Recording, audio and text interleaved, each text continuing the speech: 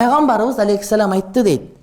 Эгерде силердин бириңер иштей турган болсо дейт, ошол кылган иштин майын чыгарып кылганды Кудай Таалам жакшы көрөт деди. Эптеп септеп болсо 5, болсо 15те өткөрүп жиберүүнү Кудай Таалам жакшы көрбөйт.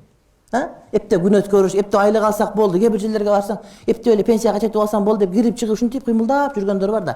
Мына ушулардын баардыгы Кудайдын назарына илешпей турган, Кудай жакшы көрбөй турган адамдар катарына кошулат да.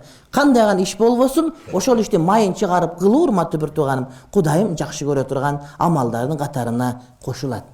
Кимде-ким Кудайдын жакшы көрө турган махбуб, сүйүктүүсү болом десе, мына ошондой кылыш керек. Айырмасы жок.